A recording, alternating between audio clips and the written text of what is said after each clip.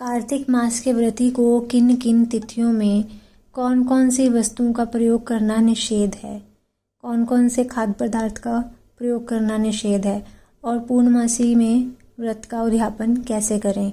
हरे कृष्णा, राधे राधे। आप सभी का बहुत बहुत धन्यवाद मेरे चैनल पर आने के लिए। आज की वीडियो में मैं कार्तिक मास की कथा का 7वां अध्याय और 8वां अध्याय लेकर आई हूँ। अगर आप मेरे चैनल पर नए हैं तो मेरे चैनल को सब्सक्राइब कर लीजिए और साथ ही बेल आइकन को भी प्रेस कर दीजिए ताकि हर वीडियो की नोटिफिकेशन आपको मिलती रहे। और अगर वीडियो अच्छी लगे तो कृपया इसे ज़्यादा से ज़्यादा लाइक कीजिएगा, शेयर कीजिएगा और कमेंट भी ज़रूर कीजिएगा। 7वां अध्याय। नारद जी बोले कि हे राजन, कार्तिक मास में व्रत करने वाले के नियम सुनिए। यह मैं आपको संक्षेप में बतलाता हूँ। जो मनुष्य कार्तिक मास का व्रत करता हो वह सब तरह के आमिष, मांस, उड़द, दाई, राई, खटाई और मादक वस्तुओं का प्रयोग ना करे। यह व्रत करने वाले दूसरे का अन्न ग्रहण ना करें, किसी से द्वेष ना करें तथा तीर्थ के अतिरिक्त अन्य कोई यात्रा ना करें। देवता, वेद, ब्राह्मण, गौ, व्रती, नारी, राजा तथा गुरुजनों की निंदा ना करें। यह व्रत करने वाला दाल, तिल, पकवान व क्रय किया हुआ भोजन ग्रहण करे। चुगली, निंदा ना करें।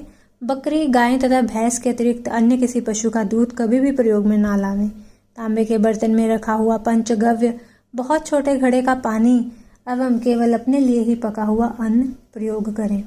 कार्तिक मास के व्रती सदा ब्रह्मचर्य में रहें, पृथ्वी पर सोवें और दिन के चौथे पहर में केवल एक बार पत्तल में भोजन करें।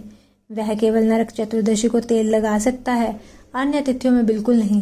कार्तिक मास को व्रती मनुष्य सिंघाड़ा, प्याज, मट्ठा, गाजर, मूली को इन सभी वस्तुओं को बिल्कुल प्रयोग में ना लाए। लौकी, मट्ठा, काशीफल, तरबूज, इन सब वस्तुओं का कार्तिक मास का व्रती बिल्कुल सेवन ना करे। मासिक धर्म वाली स्त्री से, चांडाल, पापी, ब्राह्मणद्रोही और नास्तिकों से बिल्कुल बातचीत ना करें। भगवान विष्णु को प्रसन्न करने के लिए अपनी शक्ति के अनुसार चंद्रायण आदि का व्रत करें और उपयुक्त नियमों का पालन करें। कार्तिक का व्रत करने वाला मनुष्य प्रतिपदा को कुम्हाड़ा, द्वितीया को कटहल, तृतीया को तरुणी स्त्री, चतुर्थी को मूली, पंचमी को बेल, षष्ठी को तरबूज, सप्तमी को आंवला, अष्टमी को नारियल, नवमी को मूली, दशमी को लौकी, एकादशी को परवल, द्वादशी को बेर, त्रयोदशी को मट्ठा, चतुर्दशी को गाजर तथा पूर्णिमा को शाक। यह वस्तुओं का प्रयोग ना करें। आंवला का प्रयोग रविवार को ना करें। व्रती यदि इन शाकों में कोई शाक सेवन करना चाहे तो पहले ब्राह्मण को देकर खाए। यही विधान माघ मास के व्रत के लिए भी है। देवोत्थानी एकादशी में पूर्वोक्त विधि के अनुसार नृत्य, जागरण, गायन, वादन आदि करे। इसको विधिवत करने वाले मनुष्य को देखकर यम के दूत इस प्रकार से भाग जाते हैं जैसे सिंह की गर्जना से हाथी भाग जाते हैं।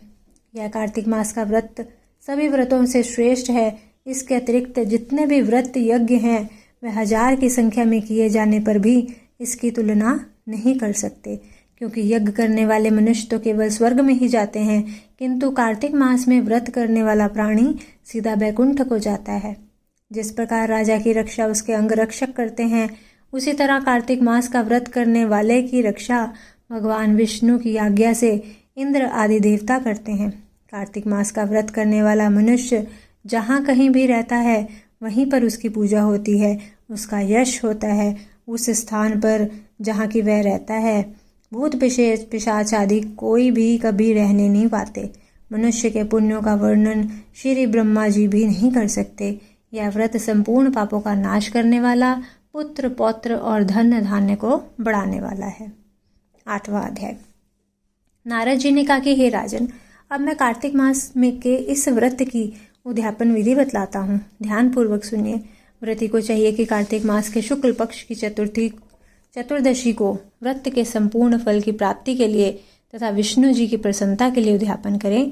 तुलसी के ऊपर चंदोवा बनावें, बंधनवार व फूलों से सुसज्जित करें, चवर से सुशोभित मंडप बनावें, चारों दरवाजों पर मिट्टी से बने हुए पुण्यशील, सुशील, जय और विजय 4 द्वारपालों को अलग अलग बैठावें।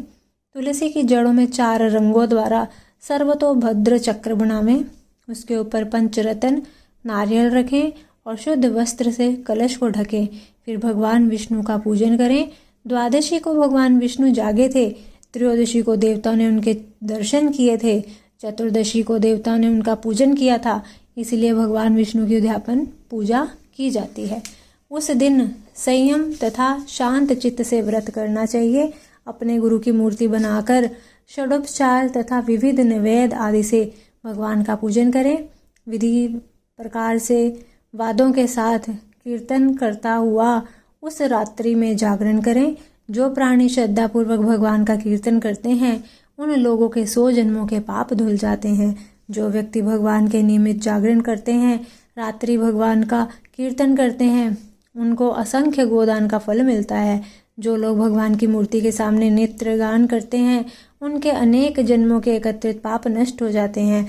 जो लोग भगवान के सम्मुख बैठकर कीर्तन करते हैं और बंशी आदि बजाकर भगवत भक्तों को प्रसन्न करते हैं और भक्ति से रात्रि भर जागरण करते हैं, उसे करोड़ों तीर्थ करने का फल मिल जाता है।